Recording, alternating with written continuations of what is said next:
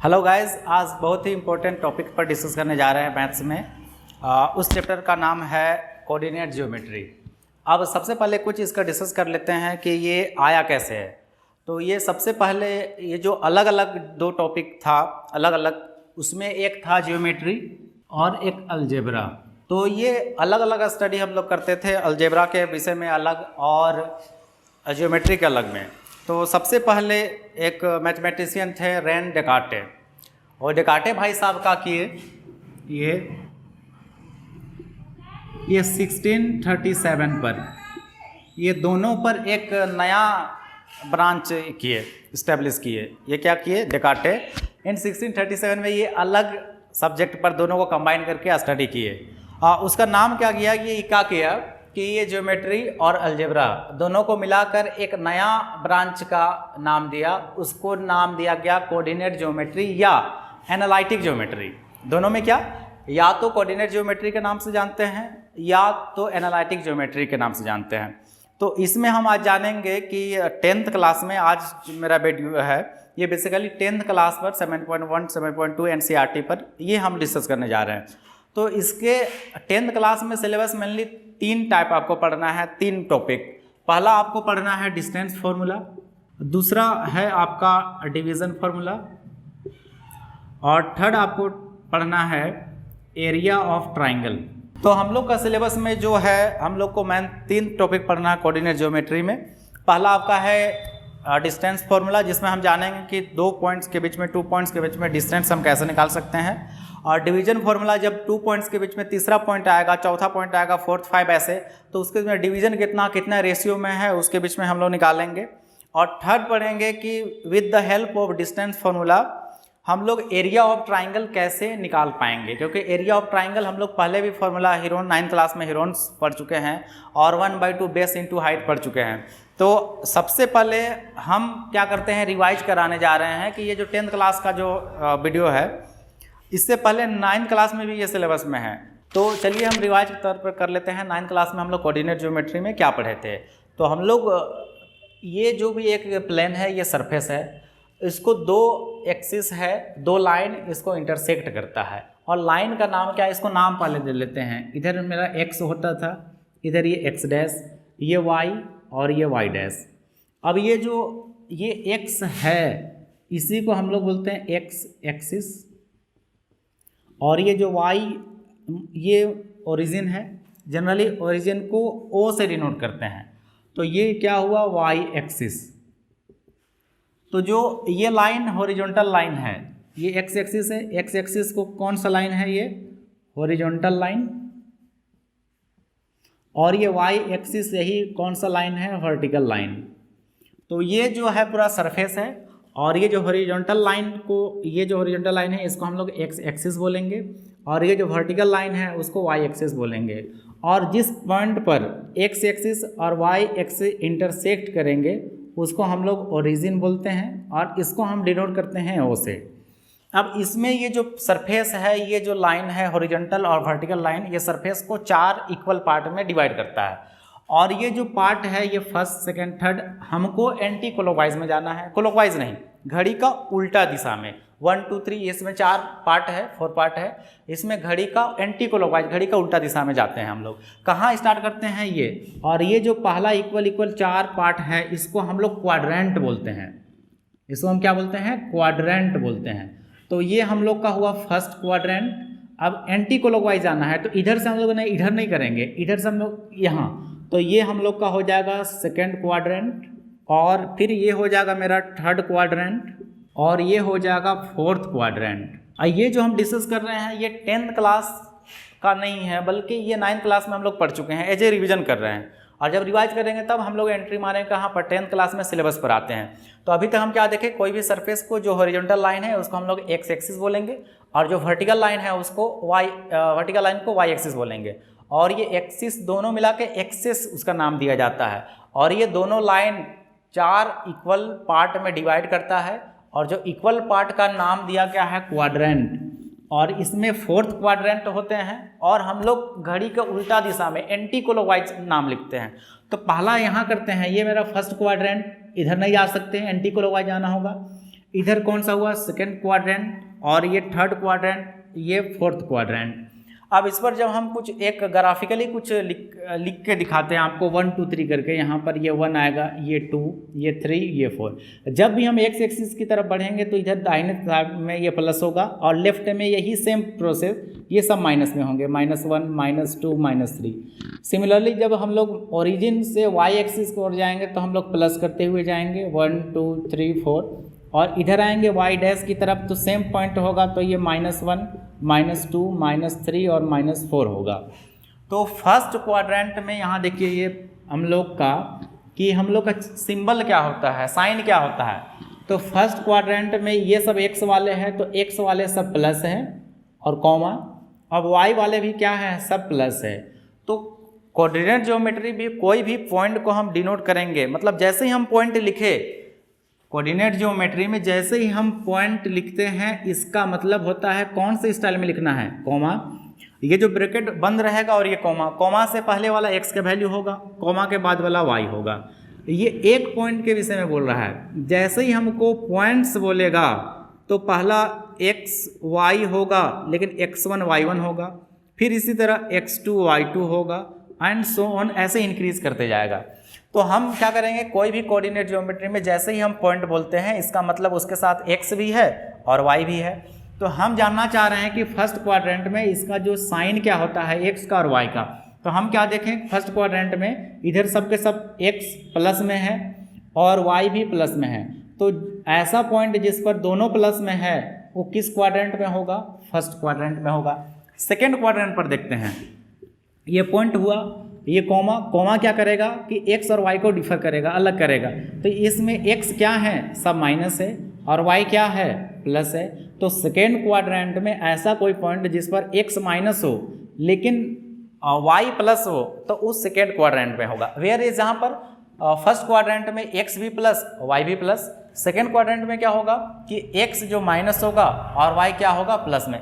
इसी तरह देखिए सिमिलरली देखिए थर्ड क्वाड्रेंट में क्या होगा, ये हम लोग का पॉइंट लिखने का स्टाइल है। ये कॉमा डिफर करेगा, अलग करेगा, x क्या है और y क्या है। तो x देख लीजिए यहाँ x क्या है, सब माइनस में है, y भी क्या है, माइनस में। तो ऐसा पॉइंट जिसमें x और y दोनों माइनस में हो वो थर्ड क्वाड्रेंट में प्रेजेंट होगा।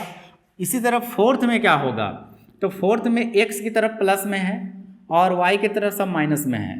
तो एक वो रिवाइज कर लेते हैं फिर से एक बार। फर्स्ट क्वाड्रेंट वाले पॉइंट पर x भी प्लस y भी प्लस, दोनों प्लस, और सेकेंड क्वाड्रेंट में क्या होगा, x माइनस और y प्लस, और थर्ड क्वाड्रेंट में x भी माइनस होगा और y भी माइनस, और फोर्थ क्वाड्रेंट में x प्लस और y माइनस। तो 10th क्लास में जो पहला टॉपिक है डिस्टेंस फॉर्मूला, तो ये 9th क्लास में हम लोग पढ़े थे कि हम लोग ये जो कार्टेशियन कोऑर्डिनेट, इसका नाम है कार्टेशियन कोऑर्डिनेट, इस पर भी कोई पॉइंट को डिनोट करेंगे तो 1 पॉइंट 2 पॉइंट। तो 10 क्लास में 10th क्लास में हम लोग को अब आगे पढ़ना है कि 2 पॉइंट के बीच में, 2 पॉइंट्स के बीच में डिस्टेंस कैसे निकाल सकते हैं। तो आइए अब हम स्टार्ट करते हैं। 10 क्लास का सिलेबस क्या है, डिस्टेंस फॉर्मूला। तो कोऑर्डिनेट ज्योमेट्री इसको 3 बांटा गया है, 3 टॉपिक पढ़ना है। एक आपको पढ़ना है डिस्टेंस फॉर्मूला, और एक पढ़ना है डिवीजन फॉर्मूला, और एक पढ़ना है एरिया ऑफ ट्राइंगल। तो चलिए सबसे पहले अब स्टार्ट करते हैं डिस्टेंस फॉर्मूला होता क्या है। तो अब टॉपिक कौन सा पढ़ने जा रहे हैं हम, डिस्टेंस फॉर्मूला। इसमें क्या पढ़ना है, इसमें हम लोग पढ़ेंगे कि ऐसा फॉर्मूला पढ़ेंगे जिसके बीच 2 पॉइंट्स या 2 से ज़्यादा, या तो 2 पॉइंट्स या मोर देन 2 पॉइंट्स के बीच में डिस्टेंस कितना है उसको निकालेंगे। अब जब एक पॉइंट रहता था, एक पॉइंट सिर्फ अ पॉइंट रहता था, उसको कैसे हम लिखते थे, x और कॉमा y। तो ढेर सारा मोर देन 1 पॉइंट होगा, मोर देन 1 पॉइंट। तो उसमें क्या होगा, x1 y1, नेक्स्ट में x2 y2 and so on बढ़ते जाएगा। तो डिस्टेंस फॉर्मूला हम कब यूज़ करेंगे, तो डिस्टेंस फॉर्मूला कम से कम 2 पॉइंट के बीच में डिस्टेंस कितना है उसके निकालने के लिए डिस्टेंस फॉर्मूला यूज़ करते हैं। जब 3 पॉइंट रहे, 3 से ज़्यादा रहे, 4 5 रहे, तो 3 पॉइंट को एक साथ हम नहीं निकाल पाएंगे, बल्कि 2 पॉइंट्स को निकाल लेंगे, उसके बाद फिर 2 पॉइंट्स ऐसे डिवाइड पार्ट बाय पार्ट निकालेंगे। तो डिस्टेंस फॉर्मूला होता क्या देख लीजिए इसमें। तो उसमें पहला पॉइंट सपोज करते हैं कि एक पॉइंट है A, उसका कोऑर्डिनेट कौन सा है, x1 y1, और एक और पॉइंट मान लेते हैं B, इसका कोऑर्डिनेट कौन सा है, x2 और y2। ये क्या है, पहला पॉइंट कौन सा है, हम x सपोज कर रहे हैं, मान रहे हैं, उसका कोऑर्डिनेट x में क्या है x1 और y में कौन सा है y1, और दूसरा पॉइंट क्या माने हैं b, उसका पहला x कौन सा है x2 और y कौन सा है y2। तो डिस्टेंस फॉर्मूला क्या होता है कि डिस्टेंस फॉर्मूला जिस पॉइंट पर करते हैं उस इक्वल, जैसे ही ए बी लिखे तो इसका फॉर्मूला डिस्टेंस फॉर्मूला क्या होगा, root under x square x2 minus x1 का whole square plus y2 minus y1 का होल स्क्वायर। इसको किसके बोलते हैं, इस फॉर्मूला को हम डिस्टेंस फॉर्मूला के नाम से जाते हैं। तो डिस्टेंस फॉर्मूला कब यूज़ करते हैं, जब दो को पॉइंट के बीच में डिस्टेंस निकालना रहे तो डिस्टेंस फॉर्मूला यूज़ करते हैं। x1 x2 कहाँ से मिलेगा, x1 पहला पॉइंट से मिलेगा और x2 कहाँ से मिलेगा, दूसरा पॉइंट से। y1 कहाँ से मिलेगा, पहला पॉइंट से, और y2 कितना, सेकंड पॉइंट से। तो जैसे ही हम बोलते हैं ए बी, तो ये हमको क्या बताता है, distance between A and B. मतलब हम पी क्यू लिखे तो हमको लिखने की जरूरत नहीं है, there is no need to write down the distance between P and Q. P Q जैसे ही हम लिखे, इट ऑलरेडी सेड हमको क्या बताता है, पी एंड क्यू, तो distance between P and Q. तो फॉर्मूला क्या होगा, x2 माइनस x1 का होल स्क्वायर और y2 माइनस y1 का होल स्क्वायर। ये पॉइंट क्या बताता है, जब हम दो पॉइंट के बीच में डिस्टेंस निकालने जा रहे हैं तो इस फॉर्मूला यूज़ कर सकते हैं। अब हम चलिए देखते हैं क्या ये फॉर्मूला में कोई चेंजेस, क्या कोई परिवर्तन, कोई वेरिएशन हो सकता है क्या। तो देखिए, चलिए फिर से डिस्कस करते हैं डिस्टेंस फॉर्मूला में क्या क्या हम लोग चेंजेस कर सकते हैं, कैसे सवाल में माइनस प्लस हो सकता है। तो डिस्टेंस फॉर्मूला जैसे ही ए बी लिखे, ये क्या बता रहा है, distance between A and B. लिखने की जरूरत नहीं है distance between A and B, already it says A and B मतलब डिस्टेंस बिटवीन ए बी। इसका फॉर्मूला क्या है, रूट अंडर, ये फॉर्मूला क्या है, x2 माइनस x1 का होल स्क्वायर प्लस में y2 माइनस y1 का होल स्क्वायर। अब सवाल उठता है, क्या ये प्लस से कभी भी माइनस हो सकता है, तो नेवर, कभी नहीं हो सकता है। क्या फॉर्मूला यहाँ बीच में प्लस है तो कभी भी माइनस हो सकता है, नहीं हो सकता है। सेकंड क्वेश्चन, क्या ये दोनों x coordinate and y coordinate में ये माइनस की जगह प्लस हो सकते हैं, हाँ हो सकते हैं। आंसर कौन सा होगा, क्या ये x2 के बाद वाला माइनस x1, ये माइनस y1, क्या ये माइनस की जगह प्लस हो सकता है, बिल्कुल हो सकता है। कब, जब माइनस के बाद वाला भी वैल्यू माइनस में रहे। एग्जाम्पल, माइनस के बाद यहाँ कौन है, माइनस के बाद यहाँ x1 है और यहाँ माइनस के बाद कौन है, y1। यदि ये दोनों भी माइनस में रह जाए तो हम यहाँ माइनस के जगह प्लस लिख सकते हैं। यहाँ पर माइनस के जगह प्लस हो सकता है, हाँ हो सकता है। कब, जब माइनस के बाद वाला जो वैल्यू है x1 और यहाँ से y1, जब क्वेश्चन में हमको x1 और y1 दोनों माइनस में दे दे तो हम इसको प्लस लिख सकते हैं, लेकिन जो बीच में है उसको क्या कभी भी माइनस लिख सकते हैं, तो नेवर, कभी नहीं लिख सकते हैं। तो चलिए देखते हैं कि डिस्टेंस फॉर्मूला पर क्वेश्चन दिया हुआ रहेगा तो उसको हम कैसे पुट करते हैं, कैसे वैल्यू निकालते हैं। तो चलिए क्वेश्चन पर डिस्कस करते हैं। क्वेश्चन मेरा बोलता है कि find the distance between, points का नाम है ए और उसका वैल्यू कौन कौन सा है, x2 और y3, और सेकेंड पॉइंट कौन सा है b, इसका x4 और 1 है। तो जो पहला पॉइंट्स है, जो पहला है वही क्या हमको देता है, x1 और y1। सेकेंड पॉइंट है हमको क्या देता है, x2 और y2। तो मेरे पास वैल्यू क्या हो गए, तो x1 का वैल्यू कितना हो गया, x1 का वैल्यू 2 और x2 का वैल्यू कहाँ से, सेकेंड पॉइंट पर कितना हो गया, 4। इसी तरह y1 का वैल्यू कितना हो जाएगा, y1 का वैल्यू पहला पॉइंट से 3 एंड y2 का वैल्यू कितना हो जाएगा, 1। अब फॉर्मूला जैसे ही, पॉइंट का नाम क्या है a एंड कौन सा है b, तो जैसे ही हम ए बी लिखते हैं इसका मतलब distance between A and B. Formula क्या होगा, distance formula x2 minus x1 का whole square plus y2 minus y1 का होल स्क्वायर और इसका रूट, इसका वैल्यू रखते हैं। तो x2 कितना है 4 माइनस x1 कितना है 2, इसका होल स्क्वायर, y2 कितना है 1 माइनस y1 कितना है 3, इसका होल स्क्वायर और इसका रूट। अब 4 में -2 करेंगे तो 2 का स्क्वायर और 1 में -3 घटाएंगे तो ये प्लस माइनस रहने से घटाते हैं, तो 3 में 1 कितना 2 और यहाँ बड़ा कौन है 3 का साइन माइनस इसका स्क्वायर। तो 2 का स्क्वायर कितना हो जाएगा 4 और -2 का स्क्वायर भी कितना हो जाएगा 4। अब कितना 4 + 4 कितना हो जाएगा 8। अब 8 के बाद इसको तोड़ना है तो हम लोग 9th क्लास में पढ़े थे हीरोन्स फार्मूला। 9th क्लास में क्या पढ़े थे, हीरोन्स फार्मूला। हीरोन्स फार्मूला में क्या था कि रूट के अंदर से तब बाहर आएगा जब कोई भी नंबर मल्टीपल में 2 टाइम्स रहे, डबल टाइम्स रहे नहीं, जब रूट के अंदर में 2 बार कोई नंबर आता है गुना में, मल्टीप्लाई में, तब ये रूट के बाहर हो जाता है। नहीं, गांव में भी यही है ना, गांव में यही होता है। फैमिली से कब हो जाता है लड़का लड़की अलग? नहीं, अपने बाप से बोल देता है नहीं हम अलगे रहेंगे, हमको डेगची दे दो, परात दे दो, सब अलग हो जाए। कब? जब वो शादी ब्याह कर लेता है, मतलब पेयर में हो जाता है, डबल। यही मतलब एक छत्ता है, रूट है, वो फैमिली हम लोग का है। फैमिली के बाहर कब हो जाता है? जब पेयर में, जब कपल में आ जाते हैं। तो यहाँ भी है, तो यहाँ पर हम लोग रूट 8 के बाहर में कैसे लिख सकते हैं? तो 8 को हम तोड़ सकते हैं ब्रेक डाउन। तो 2 4 इज द और 2 2 इज द। 8 के जगह हम क्या लिखे? 2 × 2 × 2। अब यहाँ पर कौन बाहर होगा? जो डबल में रहेगा। तो ये दोनों कपल में है, पेयर में, तो ये बाहर निकलेगा 2। बेचारा इसका नहीं कपल मिला, तो ये कौन सा? रूट 2। तो ए बी का वैल्यू डिस्टेंस कितना निकला? डिस्टेंस ए और बी के बीच में 2√2, ये फाइनल आंसर होगा। तो देखिए, चलिए एक और क्वेश्चन सोल्व करते हैं कि डिस्टेंस फार्मूला में एक और, जिसमें माइनस प्लस जो बताया था, क्या माइनस प्लस हो सकता है या प्लस माइनस हो सकता है। ठीक है, तो यहाँ पर देखिए आप कैसे सोल्व करते हैं। तो यहाँ पर कौन सा पहला पॉइंट से मेरा क्या मिल जाएगा? ये मेरा x1 हुआ और ये मेरा क्या हुआ? y1। सेकेंड पॉइंट से ये मेरा क्या हुआ? x2 और ये कौन सा हुआ? y2। तो फिर से लिखते हैं, वी हैव क्या है मेरे पास? तो x1 का वैल्यू मेरे पास कितना है? -5 और y1 का वैल्यू कितना है? 7। सेकेंड पॉइंट पर आते हैं, x2 का वैल्यू कितना है? -1 एंड y2 का वैल्यू कितना है? 3। तो कौन कौन सा मेरे पॉइंट्स दिया हुआ है? पॉइंट P और Q। पॉइंट का नाम क्या है? P और Q। तो जैसे ही हम PQ लिखे तो इसका फॉर्मूला ये क्या बोलेगा? Distance between P and Q। इसका फॉर्मूला क्या? √x2 - x1 का होल स्क्वायर और y2 - y1 का होल स्क्वायर। अब वैल्यू रखते हैं। हम क्या बताया था आपको? क्या ये माइनस प्लस हो सकता है? हाँ हो सकता है। कब? जब माइनस के बाद वाला भी जो नंबर है, जो डेटा है, वो भी माइनस में रहे। क्या ये माइनस की जगह प्लस हो सकता है? हाँ हो सकता है। कब? जब माइनस के बाद वाला मतलब y1 भी माइनस में रहे। तो यहाँ y1 प्लस में है, मतलब ये माइनस ही रहेगा। अब यहाँ x1 माइनस में है, मतलब अगली स्टेप में ये माइनस क्या हो जाएगा? प्लस। क्यों? क्योंकि माइनस के बाद जो x1 है वो माइनस है, तो ये माइनस और ये माइनस मल्टीप्लाई होकर प्लस होगा। रखते हैं चलिए वैल्यू। तो x2 का वैल्यू कितना है?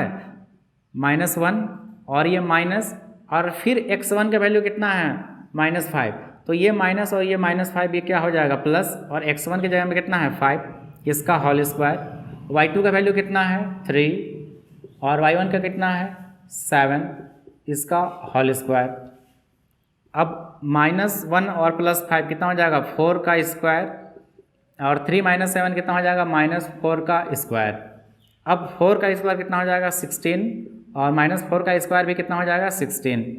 अब ये माइनस यहाँ इवेन नंबर है। जब भी पावर इवेन नंबर में रहे, इवेन नंबर कौन? जैसे 2 4 6 8 ये सब रहे, तो माइनस कभी भी नहीं आ सकता, हमेशा प्लस। ये माइनस कब बचा रहता? जब यहाँ ओड नंबर रहता, जैसे 1 3 5 7 ऐसे, तो यहाँ माइनस बच जाता। तो -4 का स्क्वायर है, तो यहाँ कभी भी माइनस नहीं होगा। और ये पावर किस में देखना है? इवेन नंबर में। इवेन नंबर आ गया तो हमेशा वो प्लस होगा, और ओड नंबर रहेगा तो उसमें माइनस भी हो सकता है, जैसे 1 3 5। तो यहाँ पर कितना है? 2, ये इवेन नंबर है, तो ये माइनस कभी नहीं आ सकता है। तो 16 और 16 कितना हो जाएगा? 32। अब 32 को तोड़ते हैं। 2 1 इज द, 2 6 इज द, और 2 8 is the, 2 4 is the, 2 2 is the. 2 कितने टाइम्स? 1 2 3 4 5। तो 32 की जगह में हम क्या लिखेंगे? 2 कितने टाइम्स? 5 टाइम्स। 1 2 3 4 5। अब इसमें से बाहर कौन निकलेगा? जो पेयर में रहेगा। इसका पेयर बना, बाहर निकल के एक बार। ये दोनों का पेयर बना, बाहर निकल के एक बार। इसका पेयर नहीं बना, तो ये रूट के अंदर में रहेगा। आंसर कौन सा होगा? 2 2 इज द 4, और ये √2, ये आंसर हो जाएगा। तो P और Q के बीच डिस्टेंस कितना हो जाएगा? 4√2। तो आज हम लोग देखा कि डिस्टेंस फार्मूला कैसे यूज़ करते हैं, कहाँ का यूज़। अगले क्लास में हम जानेंगे कि डिस्टेंस फार्मूला कहाँ यूज़ करते हैं, कहाँ कहाँ यूज़ कर सकते हैं। आपका क्वेश्चन पूछेगा कि 3 पॉइंट्स दिए हुए रहे, गिवन रहेंगे, आपको चेक करना है इक्विलैटरल ट्राइंगल है कि नहीं, आइसोसेलेस है कि नहीं, या स्केलेन ट्राइंगल है। इसमें हम डिस्टेंस फार्मूला यूज़ करेंगे। नेक्स्ट कहाँ? क्वाड्रिलेटरल में क्या होगा कि प्रूव करने के लिए बोलेगा कि स्क्वायर है कि नहीं, रेक्टेंगल है कि नहीं, उस पर जानेंगे। तो ये जो आज की क्लास है, ये बेसिकली NCERT से किया गया है, और हम लोग एक सीरीज बना रहे हैं हम कि ये जो मैथ्स की है सब्जेक्ट, इसमें हम डिस्कस क्या करेंगे क्लास में, केसी सिन्हा के जितने भी क्वेश्चन है, एक्सरसाइज, एग्जाम्पल सब डिस्कस करेंगे, आर.डी. शर्मा का जितने भी एक्सरसाइज है और टॉपिक है सब डिस्कस करेंगे, और एनसीईआरटी को फॉलो करेंगे। तो इसके बाद हम नई वीडियो के साथ मिलते हैं। Thank you.